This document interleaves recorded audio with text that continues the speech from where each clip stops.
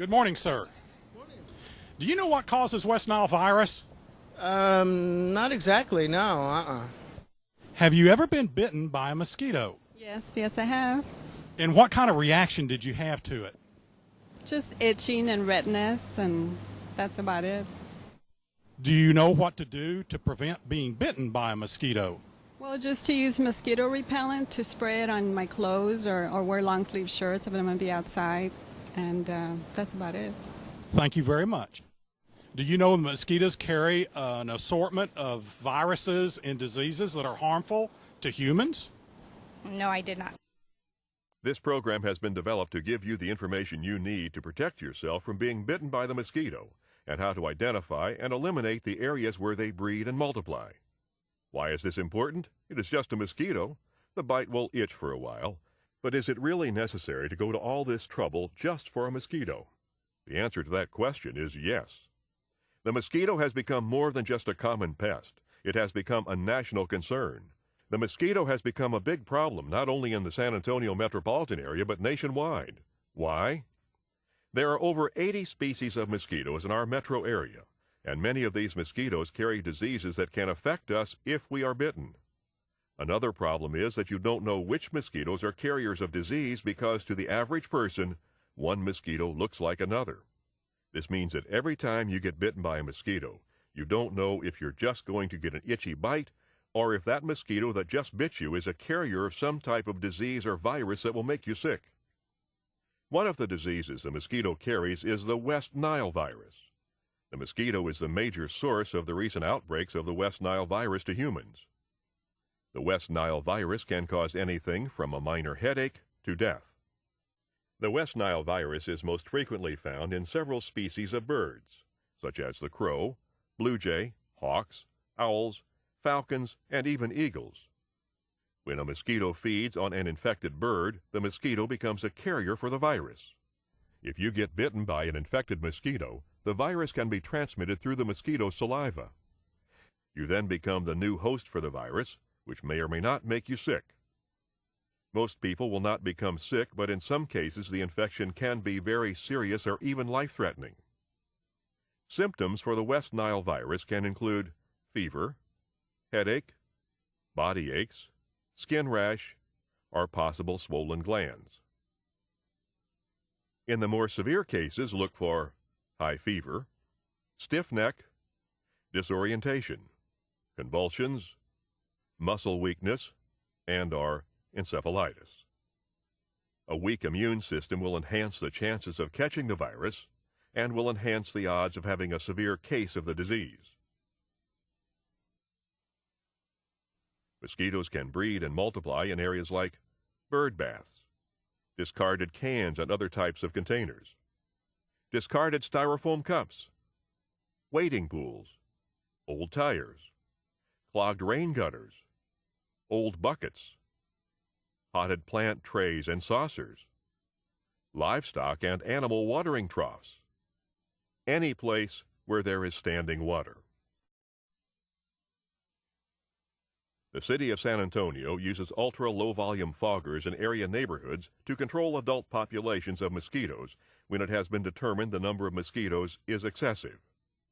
Fogging is used as a last resort in population control because certain species of mosquitoes are not active at the time it is done, and the chemical used is restricted to terrain and the vegetation of the area sprayed, must make contact with the mosquito, and kills only adults and not the larva. One of the reasons the fogging process has not been able to achieve the level of success desired is because many of the breeding grounds for the mosquito is found in and around homes and businesses. The only way the mosquito elimination program can be effective is everyone working together to eliminate the areas they breed and multiply. This includes home and business owners cleaning up around their respective properties to get rid of the areas the mosquito will breed. There needs to be widespread voluntary compliance among private property owners and business owners working in conjunction with Metro Health to eliminate the threat of the mosquito breeding grounds. One person or the efforts of just one part of city government is not going to solve the problem. It will take the combined effort of everyone working together. Here are some tips on eliminating potential breeding grounds of the mosquito. Get rid of old tires, tin cans, buckets, drums, bottles, or any other water-holding container. Fill in or drain any low places such as puddles or ruts in your yard or drive. Cover trash containers to keep out rainwater. Keep drains, ditches, and culverts clean of weeds and trash so water will drain properly. Empty plastic wading pools every 3 days and store it indoors when not in use. Change water in bird baths and plant pots or drip trays every 3 days. Look for and drain water from boat and vehicle covers. Drain the water from cemetery flower vases. Fill in tree holes with sand or cement. Here are some tips on protecting you and your family from being a target for the mosquito. Wear loose-fitting long-sleeve shirts and long pants. Use a spray or repellent that contains at least a 10% concentration of DEET. Be sure to read the application instructions carefully, especially when applying to children. Use the combination of long-sleeve shirt and long pants with a repellent while outside in the evening, as this is the time of day the mosquito is most active. Read and follow the instructions on the label of any repellent. Ensure window screens are in good repair. Make sure you follow these tips when traveling, especially outside the United States. Products that contain the chemical DEET are the most effective mosquito repellents available. Adults and children can use repellents with a DEET concentration from 10 to 30%, with the 30% concentration being the most effective. Concentration of greater than 30% would not be any more effective. A product containing a 10% concentration of DEET would last about 2 hours before a reapplication was needed, whereas a product containing a 30% concentration of DEET would last approximately 5 hours.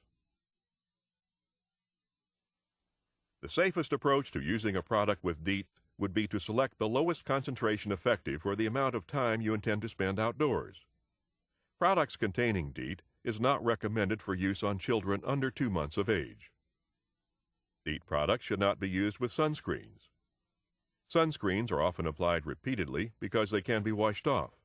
DEET is not water-soluble and will last up to 8 hours depending on the concentration.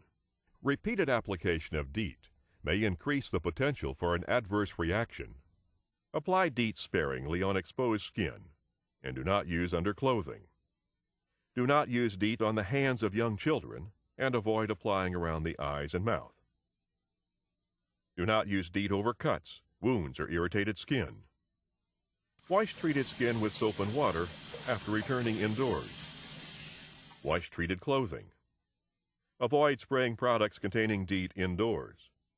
Do not use DEET near food. Metro Health is continuing its fight to eliminate breeding sources and prevent new breeding sites in your neighborhoods and across San Antonio. Metro Health is continuing its year-round efforts to control and eliminate adult mosquito populations and their larvae in the areas where they breed and harbor. Metro Health is continuing mosquito surveillance through collecting and testing for various diseases, including the West Nile virus.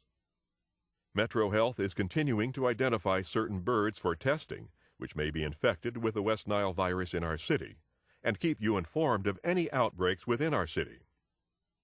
We are asking for your help in combating this problem. In order for us to be successful in eliminating this health threat from our environment, everyone must work together.